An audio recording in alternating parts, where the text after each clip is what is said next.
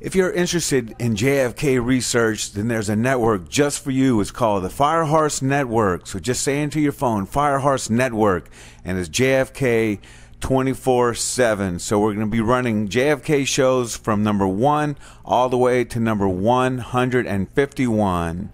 It's the new JFK show streaming all the time on firehorsenetwork.com.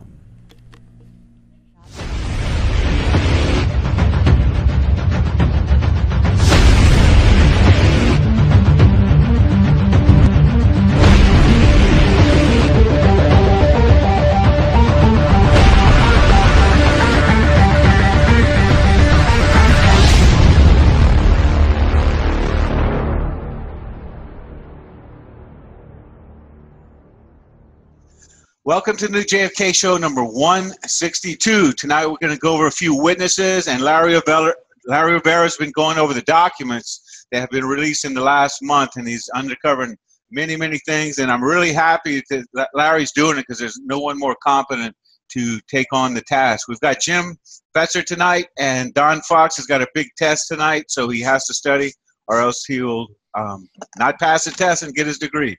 So, all right, well, we're going to start off with Sam Holland, and this is something that Larry and I have been talking about. We're really suspicious about that smoke going out into the plaza, and we believe that it was just a diversionary ploy to get everyone running in that direction. So here we go. This was the direction you walked on the 22nd. This was the direction. You made this right turn.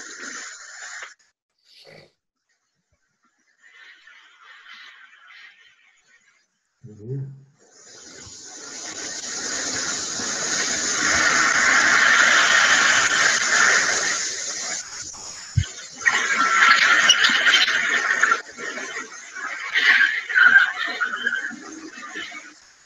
Jump this steam line, this pipe.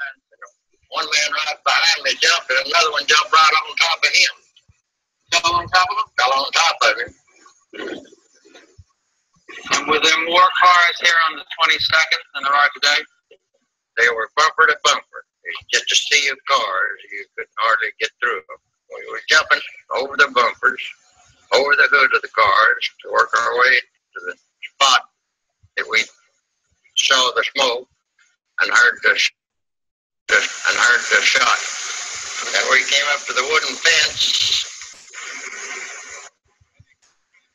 Mr. Holland, did you remain behind here for a while when the police officers were searching the area? Approximately 15 minutes before I had to go back to my office. There was about 40 or 50 people around here searching. What did you find here? A lot of footprints behind this car, mud on the bumpers, and I looked around to see if I could find some empty shells or any evidence. So I shot this part, and the bullet shell rejected from the gun. And this is where I saw the smoke from the third shot. Right drifting out around here? Just drifting out underneath these trees. And when that shot hit the president, as he passed by this lamppost, did you see the effect of the shot upon the president? Well, it knocked him over to his left, down in the car. Away from here? Away from here. Now, where was he in relation? Where was the car, the presidential limousine, in relation to the lamppost? Just a little to the left of that lamppost we're looking at. Yeah, I have to stop right there. How many times have they said it was further down the street? And that's not where the X is that Groden continues to put there in Dealey Plaza. Mm-hmm. So that's right. We've got a good witness here, too. It's interesting he's saying he didn't see any shell cartridges because Files claimed he left one there. Yeah, well. Yeah. I've never been a Files fan, I guess you would say. So that was very good as far as having an actual witness say where the shot fired from. And if you go to Dealey Plaza, the X is much further down, actually before the steps. And of course, when he talks about the third shot, I mean, actually, it's like the 8th, the 9th, or 10th shot. So that's yeah, right. All That's of right. them being silenced except for the 3 from the Dow Tex. Yeah, the ones we were supposed to hear. All right, here we go. Holland, the Warren Commission published just a very small portion of your testimony and used your testimony as proof that no shots could have come from behind the fence. Did they accurately and fairly use your testimony? They are wrong, because my testimony, and I made it very clear, that there was a fourth shot fired, and one of those shots came from behind that picket fence. And there's no doubt in my mind, and never will be, because I was on the spot. I saw the smoke, heard the report, and saw the smoke from behind that fence. So, yeah, once again, false testimony that was given, that was altered. There's so many examples of that. It's mind-boggling. Well, the FBI were experts at that. Yeah, that was their thing. Just, there were so many witnesses that claimed, that their testimony had been altered. That's not what they had testified. And many of the, believe it or not, people don't realize that many of the documents, where stenographers would make the testimony, and when they were testifying, that none of those people signed those documents. For example, Billy Lovelady, a lot of instances, where people, they just asked the witness, do you want to waive your signature, for example, and they would say, yeah, sign that, and they, okay, no problem, and that's I found a lot of instances of that. Yeah, just like Roy Lewis, they went to his house. Someone said he wasn't there. Said, "Okay, good enough." He never showed up again. And I don't see how that they could doubt there was a fourth shot fired. The vast majority of the witnesses who expressed an opinion as to the origin of the shot. Yeah, I'm going to go on to the next witness. I just want to say, Mark Lane comes across to me as completely sincere and dedicated to finding the truth. I don't know about questions that have been raised about him, but undertaking this kind of an enterprise, being this dedicated, tracking down this many witnesses, filming it all, smacks of sincerity and integrity to me. I agree. He may have had, some faults, but, right from the beginning, pavement there in Dallas, and he went and he talked to these people, while everything was still fresh in their mind, and these people were sincere. They were telling the truth, The Roger Craig tapes are invaluable, They are. When they read the Warren Commission, as you know, as well as I know, that everybody in the world was reading this Warren Commission, and it had to read like they wanted it to read. They had to prove that Oswald did it alone. Yeah, that was excellent. So I agree with, I guess what a lot of people have said is that if there's going to be a resistance, then, lead it yourself. And Mark Lane did go around with the writers of the Warren Commission and put on seminars and things like that. So we're going to have to delve a little bit deeper into that. So next up is Mary Moorman. All right. She had to be the closest? Who was the closest, do you think? Yeah, Mary was among the closest, yes. Mary and Jean, yeah. And Bill, the Newmans were right there in front. Right. And then Sam and Brent we had last time. So let's see what Mary Moorman had to say. It so happened my picture, when I took it, was at the same instant that the president was hit. And that does show in my picture. Did you realize what had happened when you heard the shot? No, I didn't. There was 3 or 4 real close together. And it was, must have been the first one that shot him, because that's when that was the time I took the picture. And during that time, after I took the picture, and the shots were still being fired, I decided I better get on the ground. You did lie down? I did. I was no more than 15 foot from the car, and in line of fire, evidently. Did Mrs. Kennedy scream on the first shot? I don't know about the first shot, but she did scream. She says, "My God, he's been hit, or he's been shot." Now, the picture you took, I understand the FBI has it now. Yes, that's right. Yeah, the FBI's got more than one picture. Well, you know, Mary took other photographs that were confiscated that we've never seen. For example, I'm pretty sure that she took a picture of the motorcade in the same angle that Algins did, and which showed the doorway. Since that motorcade was just crawling along, you know, where even the motorcycle escort said that they had to put their feet down, you know, at times, you know. So we know how slow it was going. You know, some of these photographers had enough time to cross the entire infield, you know, from the intersection of Maine and Houston, you know, which tells us, you know, just how slow it was going. So Mary Moorman had at least 2 other photographs that she took, since remember that she was there, you know, she and Jean were there to take pictures of the motorcycle. What she was doing was taking the picture from the old Polaroid, pulling it out, handing it to Jean, and she would take, you know how you peel it and then let it dry, and she had 3 or 4 in her pocket. And then these men came and pulled them right out of her pocket, and that's the only one that made it.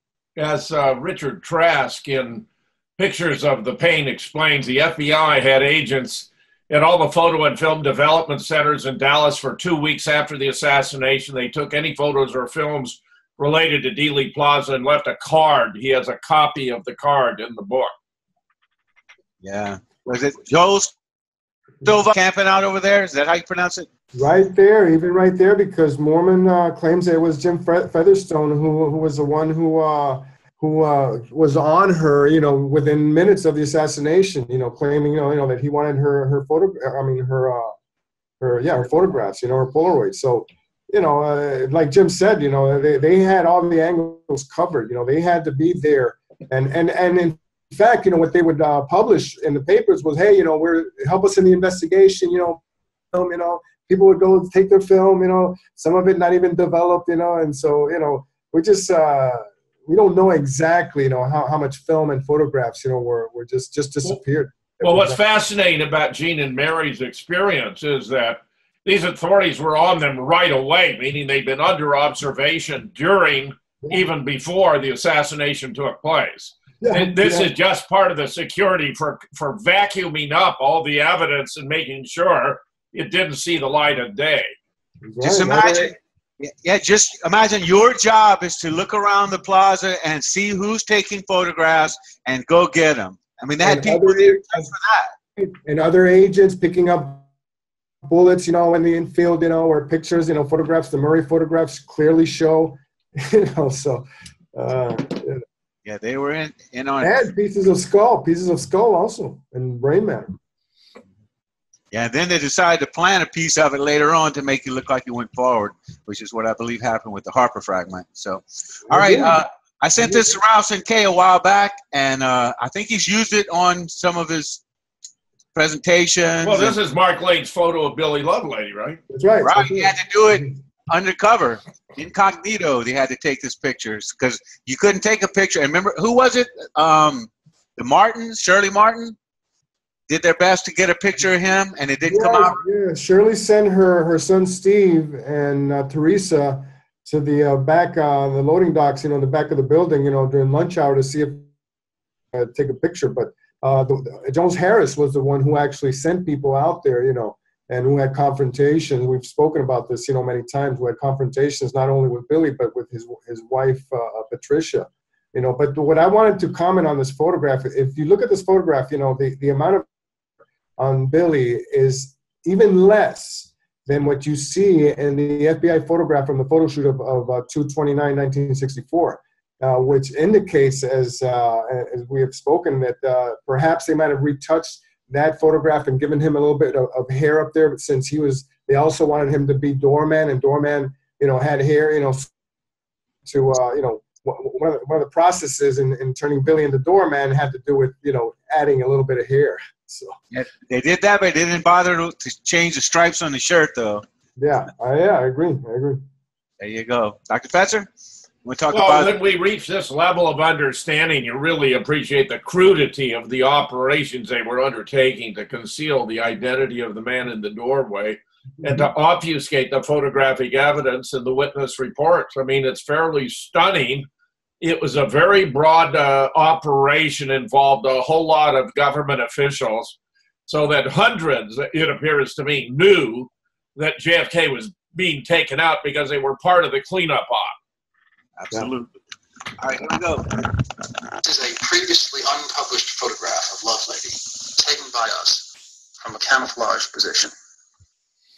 Here is a picture of Oswald at the time of his arrest.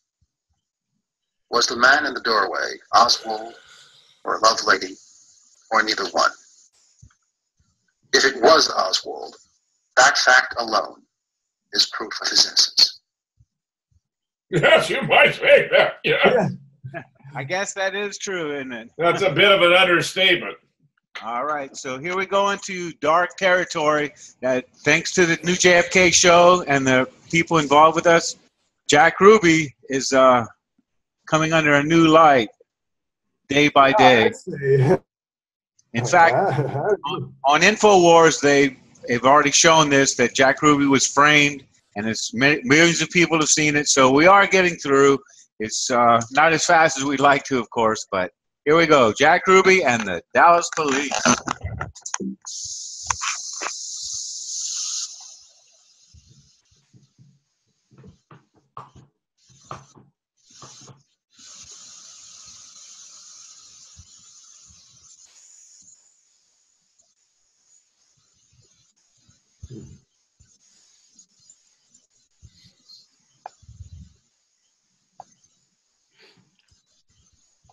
The suspect's name is Jack Rubenstein, I believe.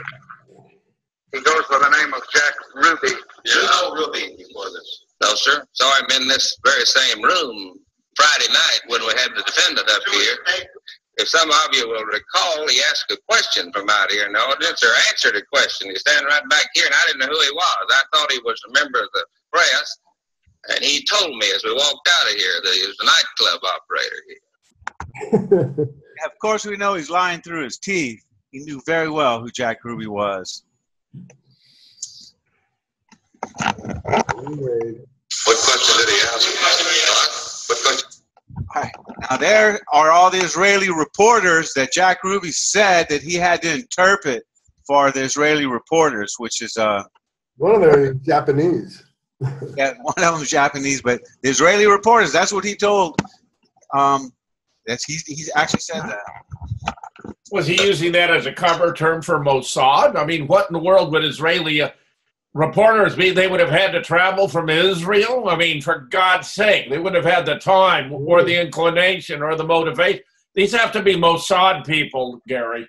That's what I'm saying, but he said he was helping interpret for the reporters, Israeli reporters. So of course they're the Mossad. Aren't all reporters? Yeah, I agree. I would not consider that such an important trip for JFK to have been covered, by Israeli reporters. What do you think, Jim? Well, go ahead, Jim. No, they got him there because of the assassination. I mean, they were sponsors, and they knew what was going down. Everyone knew except Jack and his. Jack and his closest advisors were the only ones who didn't know. Like the Twin Towers, the dancing Israelis. Yeah. Yeah, just like you say, no one stood to gain more personally than Lyndon Johnson. Well, no country stood to gain more than Israel from the death of JFK. And they did. Yes, they did. Remember, but maybe it is an answer, but he said something. It was Friday night when I asked you to look to me like you're a good friend. I don't know what this is. He said, look like you were good friends to me. There, a little truth comes out now and then. We have not been able to find anyone of our men who saw and recognized Ruby at the time of this transfer. The thing that I saw, I was waiting at the armored car to ride with the suspect to the county jail. I knew that they would bring him out. They cleared the way, and then I heard the shot. I didn't see the gun. I just saw the struggle that ensued. I immediately ran from the armored car down the ramp and tried to help subdue the prisoner that had shot Oswald. Now, do I believe that you recognize this man after the capture? Yes, sir. Did I understand you to say that if you had seen him before, you would have ejected him? Yes, sir. Well, now, as Oswald was escorted out, were the policemen to either side of him? Weren't there any in front of him? Yes. How did the man get by the policeman in front? The only thing I know is that someone said he jumped. Yeah, here's old Levin coming in, or Lavelle coming up, but Well, The whole thing was orchestrated. Lavelle had to be as dirty as they come. They were holding Lee to make sure he'd be shot. Mm-hmm. yeah. What do you think about this policeman here? Do you think that he knew what was going on? As far as orchestrating the entire thing? Sure. Of course. Yeah. Yeah, he was saying that he knew who he was, so I Well, guess. not that other. You mean the cop who was just being interviewed? Right. I don't know. He seemed to me to be pretty sincere, but of course, you know, that was as, Patrick. That was I believe that was Patrick Dean, if I'm not mistaken. as George Burns said, if you can fake sincerity, you got it made. Yeah, but they had blamed another cop who was supposedly at the top of the ramp, Roy Vaughn, you know, and he For never letting Ruby in, yeah. Yeah, he never saw Ruby come down the ramp, you know. Now if he probably did it now that we know his book halter, not even Ruby. Yeah, well, right. Ruby didn't have to gain access. He wasn't even there. Who the hell knows where he was? Exactly. Good point. But yeah. Okay. All right, so here we go. This guy, like you say, he's got to be knee deep in the cesspit. He's still around, I believe. Jim Lavelle, who was this morning handcuffed to Oswald and was bringing him out to the car to be transferred to a county jail. Could you tell us what happened? Now, you were handcuffed to him? I was handcuffed to him and also had a hold of the waistband of his trousers. I saw this man come from the crowd, and at the time he emerged from this crowd of people, he was not more than 6 or 7 feet from me. Did you see the gun in his hand? I saw the gun in his hand as he emerged from the crowd. But being such a short distance from me, I had no time to say anything. When Oswald fell to the ground, was he unconscious at that point? I would say if he was not, he was nearly so. Just as soon as my partner on the other side, Mr. Graves, grabbed Jack's hand with the gun in such a manner that he couldn't fire it anymore. Did you recognize him when he came through? Yes, I have known Jack Ruby for a number of years, and I recognized him just as soon as he emerged from the crowd. Yeah, boy, That's pretty interesting if it was, in fact, not Jack Ruby, that he recognized Jack Ruby after knowing him for many years. Yeah, really, I want to mention. Don't you think that, you know, if he was so close to Oswald and Oswald supposedly was shot, you know, he would have been splattered with blood? Don't you think that he would have said, you know, in this interview, "Oh, look, you know, and here's his blood, you know, I was splattered with, you know, he's still." Notice, have you ever heard of a transfer where the prisoner was handcuffed on each side to law enforcement? I've never heard of that. You have the prisoner handcuffed with his hands in front, sometimes behind, but you see, they made it impossible for him to escape his death. That's true. They usually have him behind his head, and they carry him with his arms, you know, side to side, not handcuffed to the police officer. Absolutely right. Good observation. All right, here we go. Here in the office of Napoleon J. Daniels, a real estate broker in Dallas, Texas. Mr. Daniels, have you been associated with the Dallas Police Force? I was for 7 years. In what capacity? As a patrolman. Where were you on November 24th, 1963? Well, I was going down to inspect the assassination site around 11 o'clock, I guess. And I noticed Officer Vaughn standing on the Main Street ramp to the City Hall at the basement. And I stopped to go back to talk to him, and I asked him what his purpose was there. And he told me he was keeping anybody from entering the basement, or they fixed to transfer Oswald. How long did you remain in front of the Main Street ramp with Officer Vaughn? About 20 minutes, I guess. Did you remain there until you heard a shot? I did. From 11 o'clock until 11:20, did anyone enter the basement through the Main Street ramp? There was one man about a couple of minutes before Oswald was shot. Could you describe that man? Yes, he was a white man, weighed about 175, and had on a blue suit, about 5'9". What was the color of his hair?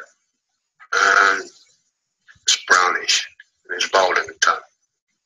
Was there anything else distinctive about the gentleman? He had his right hand in his right coat pocket, and something seemed to be protruding from it. What was your impression when you saw him enter the basement with his hand in his pocket? My first impression was that he had a gun in his pocket, and then I didn't think too much about it because Officer Vaughn didn't challenge him, he just let him go on down in it. Did Vaughn indicate any recognition or knowledge of who the person was when the man passed by him? Well, I just assumed he did because he didn't try to stop him. I assumed he knew who he was.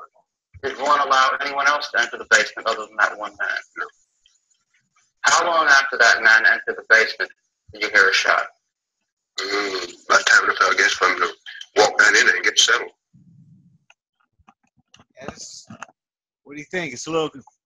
Yeah, it totally contradicts what Roy Vaughn in The Men Who Killed Kennedy. Roy Vaughn was adamant. He said Jack Ruby did not go down that ramp, you know, and but which was, you know, much later, you know, I was aware of this gentleman, but I didn't know that he had actually identified Jack Ruby going down the ramp, you know. So you've got two completely conflicting versions here, Jim.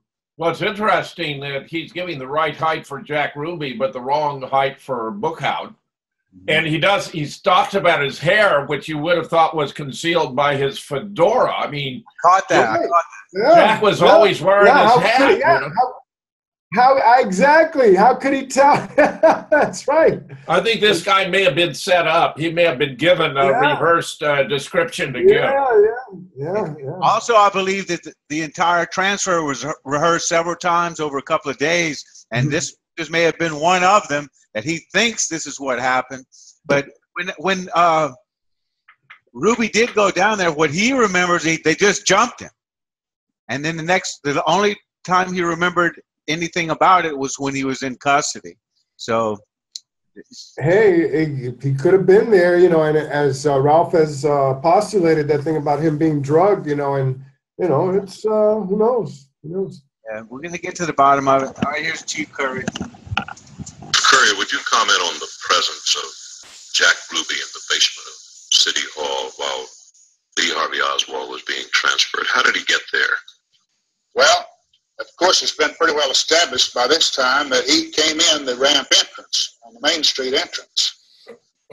And the officer who was guarding this door had stepped away to permit a vehicle to come out. It wasn't necessary that he do this, but he had stepped across the sidewalk to assist a vehicle coming out of the basement. That's when Ruby came into the basement. And this was less than 2 minutes before Oswald was brought down. Boy, that sounds like a bunch of junk to me. So, I'm not sure, so we'll keep on. Where was Officer Vaughn standing when this man entered past him? He stood right in the center of the entrance to the basement there. And what was his responsibility or obligation that day? To not let anyone go down in there for them. I know. Have you any idea why he allowed this man to enter past him? No, I don't know, other than just he knew who he was or something. That's what I thought at the time, yeah. Did Officer Vaughn look at the man who walked past him? He looked in this direction, yes. We are at the Lewiston Raceway in Lewiston, Maine. Yeah. Anybody want to just comment on that one? Again, we've already said it, you know, there's completely conflicting versions, you know, did Roy Vaughn allow Ruby in or not, you know? And this man is saying something that is completely different, you know, the opposite of what Roy Vaughn says, you know, in Kennedy. So, yeah. And he's acting like there was one cop who walked across the street and that was it. Oh, well, there were cops everywhere, just everywhere. All right, so this is a very obscure witness here, so see what she has to say. The Ruby's establishment. Oh, so such as your district attorney, which would be Mr. Wade. Did you receive any specific instructions from Jack Ruby about serving drinks for the Dallas police officers? Yes, in fact, Jack told me point blank, he said, Nancy, if you ever, he said intentionally or unintentionally, charge a Dallas police officer, he said, you might as well go look for another job. He said, don't offend them, cater to them, talk with them, even if you ignore the other customers. Bend over backwards to be nice to them. Did Ruby perform any other favors for the Dallas police officers? Well, yeah, well, favors, we call them favors, I suppose so. He provided girls, gambling, and booze. Those sound like favors to me.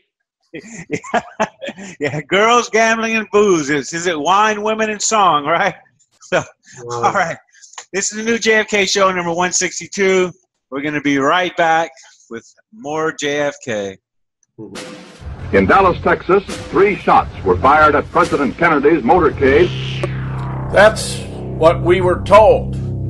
Most Americans never believed Lee Oswald was the lone gunman, for excellent reasons. In fact, there were at least 6 shooters who fired from 8 to 10 shots or more who are identified here.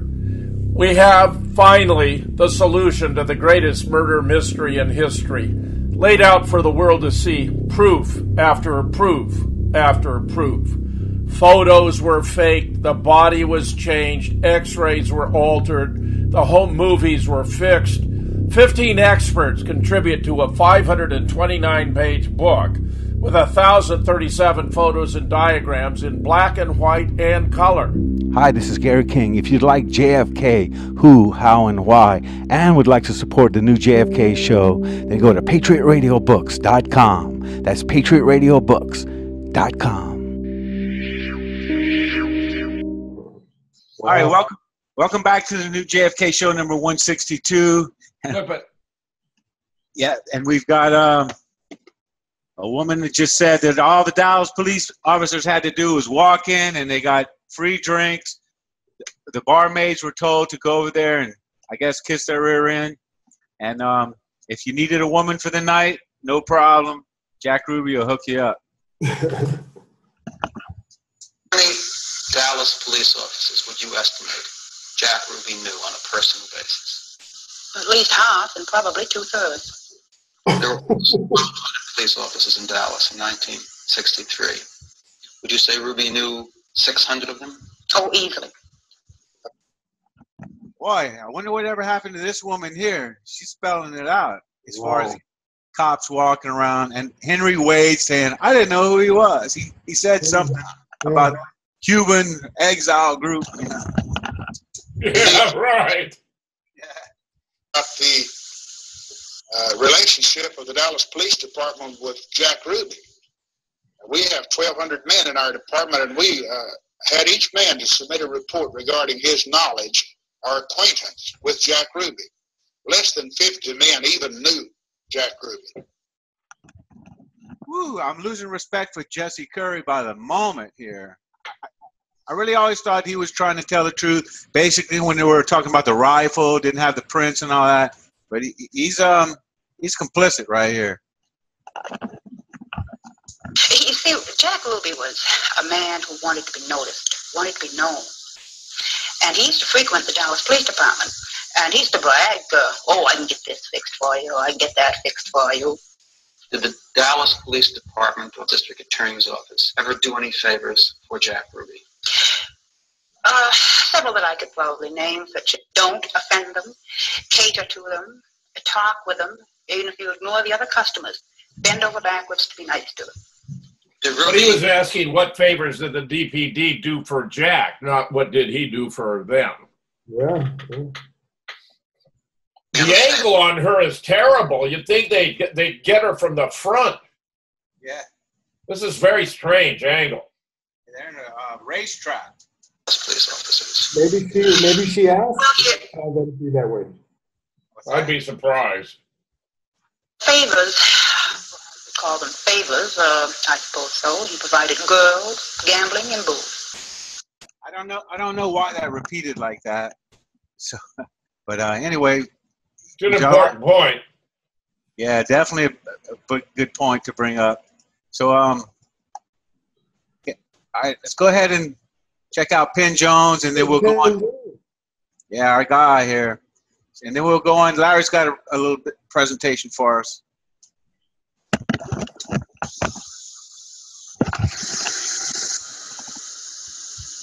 Well, I love President Kennedy very much. I was one of the few weekly newspapers that covered the Ruby trial. The Midlothian Mirror. My actual investigating did not begin until I started reading the Warren report and realized that something was very, very much amiss in reading that report. I really believe that the only way you can believe the Warren report is to not read it.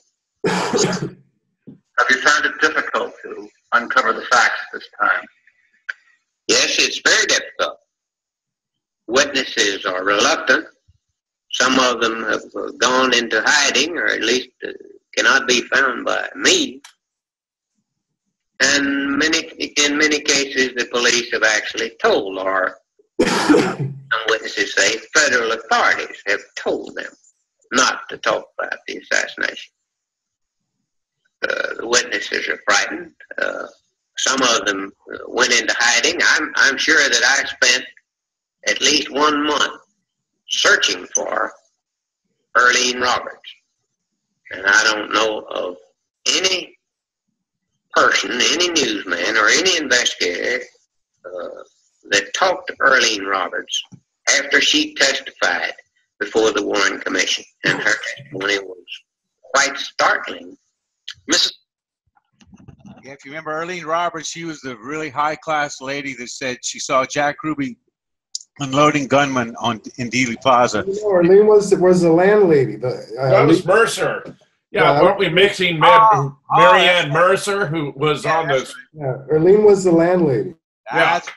I blew it. All right, so I guess that's why we're in front of her house right now. That's right. We've been there. We did a show there in front of that house, didn't we? Yeah. If anybody wants to see it, it's called On the Road with Dr. Fetzer and Larry Rivera. Been released a few times, and it's a really good show. We went to all the areas. We had only slept like 4 hours when we did that. You know, that's why we look the way we do. Yeah. Told Commission Counsel of a rather mysterious incident which occurred just after Oswald entered the rooming house on November 22nd. At approximately 1 p.m., she said, a police car drove up to the house at 1026 North Beckley and parked outside. Questioned by Commission Counsel, where was it parked? It was parked in front of the house. Did this police car stop directly in front of your house? Yes, it stopped directly in front of my house. Where was Oswald when this happened? In his room. Were there 2 uniformed policemen in the car? Oh, yes. And one of the officers sounded the horn? Just kind of a tit-tit, twice. The commission did not satisfactorily explain why a police car stopped in front of Oswald's dwelling, or why the policeman sounded the horn twice and then drove away just before he came out. Now, let me say, she mentions at 1 o'clock, but Lee was in the Texas Theater buying popcorn, according to Butch Burroughs, by 1:10, about the time that Officer J.D. Tippit was being shot. So my surmise would be it must have been a bit before 1 o'clock. I don't think 1 o'clock is good enough to make it from there to the Texas Theater in 10 minutes. Larry, do you think? Well, Gary and I actually walked that trajectory, you know, from right. And how long did that take you? 8.5 minutes or something like that. Okay, you know? so it could have been then. He could have walked it at 1 o'clock, got the tip, headed out for the Texas Theater, and been there buying popcorn by 1:10. Well, Jim, that's if you believe, you know, the bus and cab story. So that's why we went and walked that off, you know, because we said, wait a minute, the time frame doesn't work out. You know, so let's go and walk it off, because supposedly the Warren Commission said that he had the cab drive past the rooming house, drop him off. Remember, Gary, what was it, like 6 blocks? Yeah, but Larry, I'm talking about from the time the police stopped in front of the car and hit the horn twice. Yeah, because we're talking about at that time, Lee is already in the house. Right.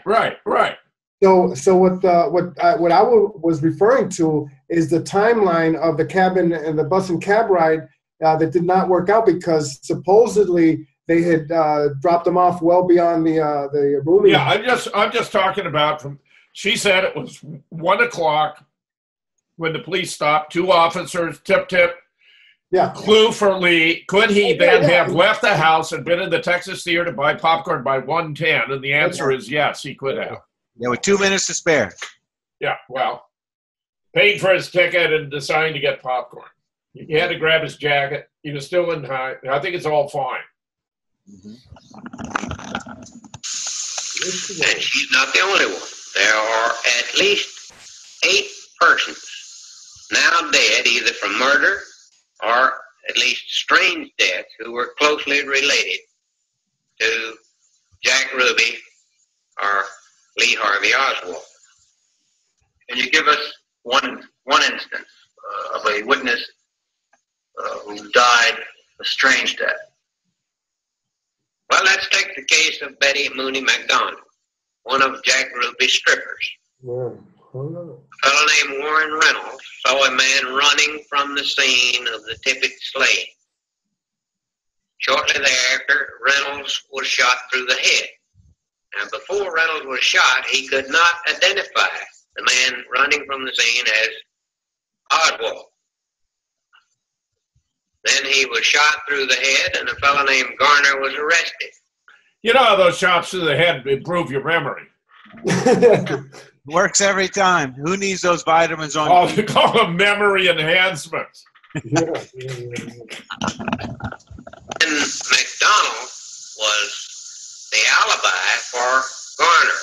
She said Garner could not have shot Reynolds because he was with me at the time. 2 days after her alibi, Betty Mooney McDonald was arrested for fighting with a roommate. Although the roommate was not arrested, McDonald was put in jail that night, and an hour later she was found hanged in her cell. And of course the Dallas police said she hung herself. Ooh, boy, the Dallas police station is a place you don't want to be. Where evil goes on. It's like the Roach Motel. You check in, but you never check out. All right. Joe. Did Reynolds finally testify before the commission? After Reynolds recovered from his wound, he testified and was able to identify Oswald. Yeah. Isn't that amazing? Yeah. Here's another 2 more witnesses, or are you going to Larry? Do one more, and then we'll go to Larry. All right. Charles Brem, right? Boy, at the Giant Reynolds Motor Company. Oh, Reynolds. Yeah. Yeah, this is Reynolds here. On November 22nd, 1963. Yes, sir. How close is the used car lot which you worked to the scene of the Tippit killing? 1 block. Were you there at about 1 o'clock on the 22nd? Yes, sir.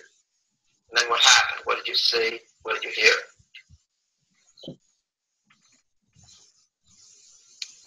We were listening to the radio about the assassination, and we heard these shots, and we ran out on this porch, and we saw this gunman running up the street.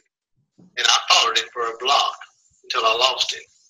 And then I was going back to the used car lot, and this policeman stopped me and asked me what had happened. And I told him that I had seen this man with the gun, and I had followed him, and I lost him. So he took the description and my name and stuff like that, and while I was talking to him, some television camera was taking the pictures. And after that, I went on back to the used car lot. What was the description? Yeah, that was a very interesting.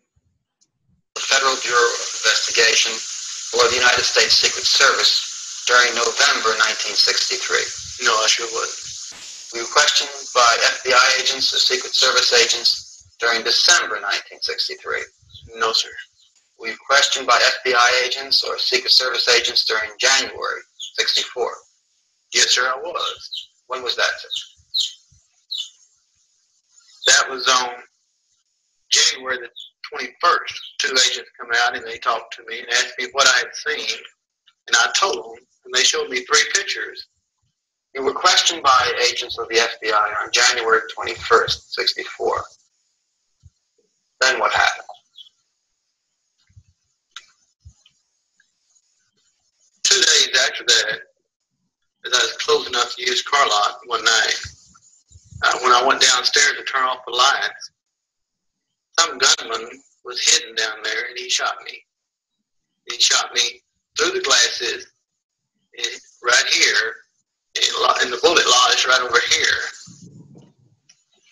Mr. Reynolds, who knew about your questioning by the FBI between the time that you were actually questioned by them and the time that you were shot 2 days later? Just friends and, of course, my family.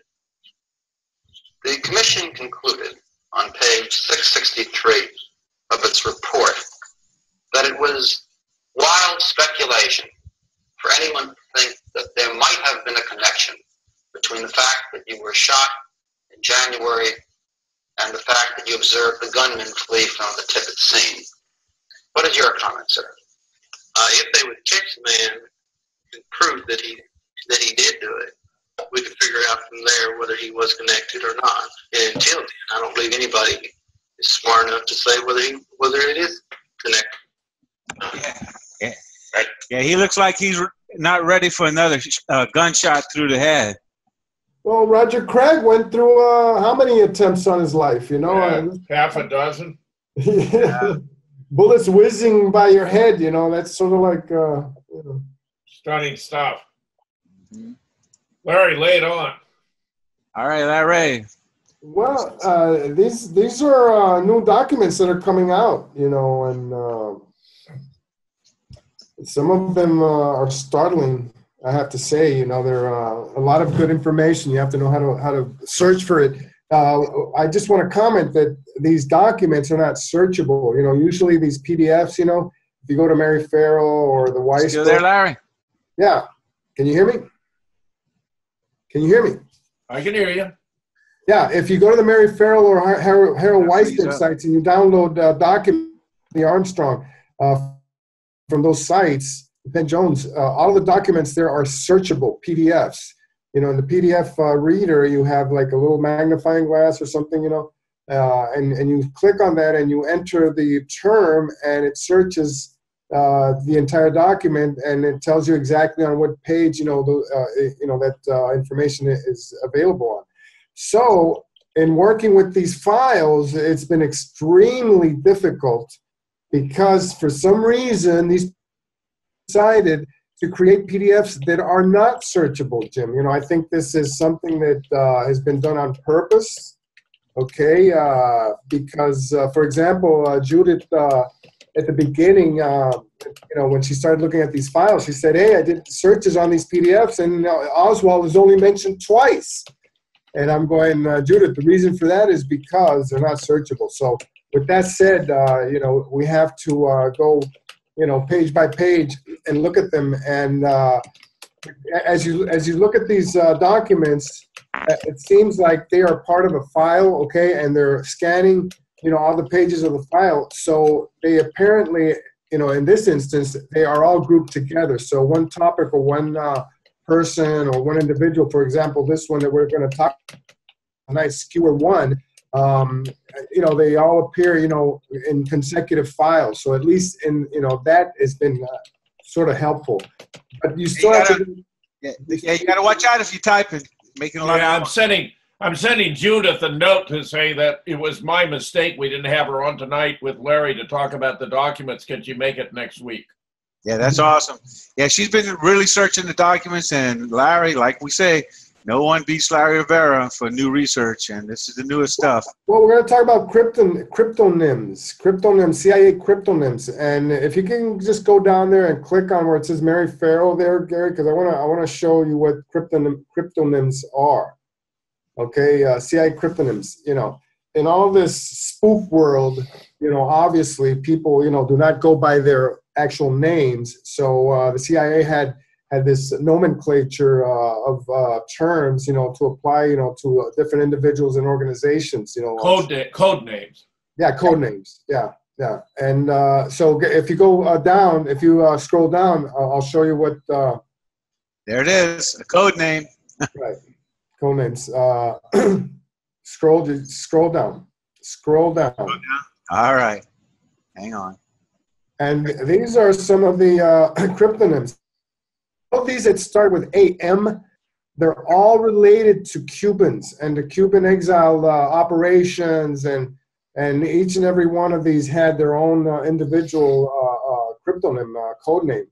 So AE was Soviet, AM was Cuba. Go further down, we'll see more, I'm sure. Yeah. Go further down so our audience can see, what this is all about. Because in looking at all these documents, you must have this guide.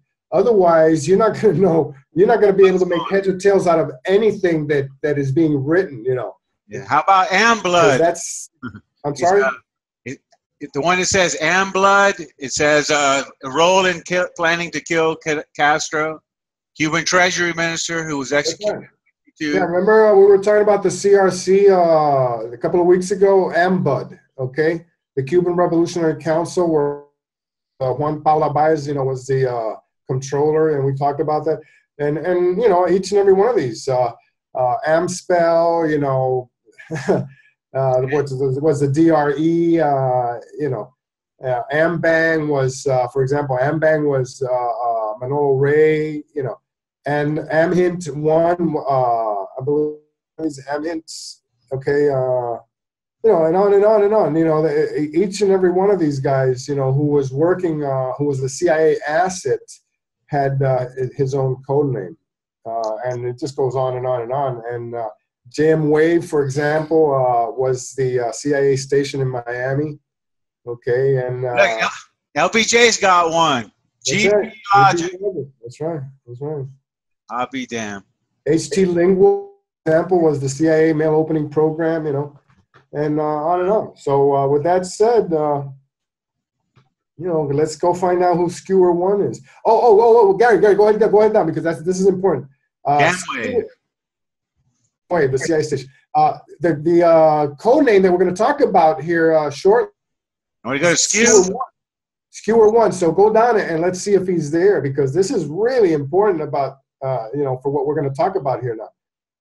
Skewer 1 is not there at all. No, he's not. Okay. So we need to go back. I might lose the. So it's either one of two things. Either the people of Mary Farrell have missed him, or there's never been any cross-reference to any person or entity that answers to Skewer 1. Okay, and we just looked at the Mary Farrell side and looked at some of the pseudonyms here, cryptonyms, and again, you don't see a Skewer 1. Okay, now I don't know if Jim wants to do the honors from here on down. Which says, before discussing Skewer 1. I immediately went to the Mary Farrell site to check out who this colorful pseudonym belonged to. If you check the above link, you probably notice there's no definition for Skewer 1. Before discussing Skewer 1's identity, we need to examine some of the content of the cables and reports that have been released this past month. The content should give us an idea of the importance and stature of this individual. These cables also clearly describe the importance of Puerto Rico and the geopolitical arena, and how it appears that the colonial Puerto Rican government was, for all practical purposes, forced to serve as a base of operations for Cuban exile groups trying to overthrow Castro. As we delve into the content of these documents, it's imperative that we become familiar with the other cryptonyms involved in this operation and the identity of these individuals and organizations. It seems that Skewer 1 was involved with a creme de la creme of the Cuban exile groups. M. Biddy 1, Manuel Armtime Buesa, a prominent Cuban exile, was in the Bay of Pigs invasion in 1963, moved to Nicaragua as leader of Operation AM World. This is the guy this is Manuel Artime with JFK at the Orange Bowl. Remember when the brigade, the 2506 Brigade, and they did that big get together there, you know, with and Jack made the blunder of saying he's going to have this flag returned to a free Cuba. Exactly, right there, exactly. And now, man, they really wanted to hold him to that, and they did, you know, eventually. So go ahead. Well, they held him responsible by retribution when he failed to follow through. Yeah, right. A.M. Scroll, you are also known as Unidad Revolucionaria. You know, your Cuban is good. Your Spanish will be better than mine. Unidad Revolucionaria, yeah. Its organizing membership was described as impatient former members of the MRR, well-educated and with the skills needed to overthrow government. A.M. Bang One, Manuel Ray Rivero, leader of the Revolutionary Movement of the People, MPRP, and later Junta Revolucionaria Cubana, George, J-U-R-E-E, Howard Hunt wrote, after the invasion, the Kennedy administration could not do enough for Manuel Ray. A cozy post was secured for him in Puerto Rico as chief of Governor Mendoza Marin's housing projects. Governor Luis Mendoza Marin loved Manuel Ray. The new documents describe Munoz's efforts to groom Ray to replace Castro as president of Cuba once the U.S. government and its exile allies got rid of the Cuban dictator. Right. Yeah, Manuel Ray was actually an engineer in Cuba, you know, and he knew all of the, you know, counter-revolutionaries there. And when he left Cuba, his base of operations was in Puerto Rico. But he went back and forth, you know, between Puerto Rico and Miami, and you know, all the places where the Cubans were concentrated. So he was a very, very important figure, Manuel Ray. And Bud One. Jose Miro Cardona, first prime minister of Cuba under Castro, left Cuba and headed the Cuban Revolutionary Council, CRC exile group. Yeah. And Alpha 66. Go back up, Gary, so we can see the photo. Alpha 66, anti-Castro organization founded by Elroy Gutierrez Minoya and led in exile by Antonio Veciana, whose photograph appears on the front cover of Assassination Science, standing beside Rafael Cruz. Unbelievable. There he is. Kubark. Yeah, he got shot in the head too, didn't he? Oh, is he the finance guy? You know, he got shot in the head. He got his head split with an axe. Yes. I mean, he was murdered 3 different ways. Oh yeah, that was Sergio Arcacha Smith. The paymaster. Yeah. They wanted to make sure that guy was dead. Yeah, he knew everybody, and he knew everything that went on in New Orleans. He knew too much. Scroll down. Yeah. ODOC, United States government, it sometimes specifically means the White House. Note to see if it's referring to an individual or entity in charge for a particular set of decisions on behalf of the U.S. government. WAVE, JM WAVE, CIA station in Miami, training facility for anti-Castro organizations existing on what is now the site of the Miami Zoo. Ooh, that's right. You know, Judith would be great in all this too, and I'm really sorry I botched having her here. I was so preoccupied with having her on my show last night that I forgot we were supposed to have her here with us tonight as well. What's in the documents? The following are just some of the cables and documents that mention Skura 1. Indeed, they tell a story of intrigue and high-level stakes. That's right, because this guy was meeting with this guy. That's why when I named this the Godfather, you know, and the Godfather, you know, when everybody's to see Don Corleone, you know, to ask for favors and money and everything when his daughter is getting married. Well, this guy was doing it 24/7, you know, 365 days of the year. And he was, like I said, you know, the creme de la creme, and each and every one of the top anti-Castro exiles, you know, counter-revolutionaries all came to him, you know, and it is very, very clear that this Skura 1 is a very rich industrialist in Puerto Rico. And like it says here, you know, he is intensely interested in anything that has to do with the anti-Castro movement here. And he's devoted to Cuban affairs, you know, and because he's half Cuban, you know, later on we're going to find out he's actually half Cuban. So just scroll down, you know, some of these cables, you know, they're a little, but in these cables, you know, it talks about his meetings, you know, with Artime, with Ray, you know, with all individuals here that he is providing money. This is a good one right here. See, during Mbidi, we saw above was Manuel Artime, okay, the physician that was with JFK, at the Orange Bowl.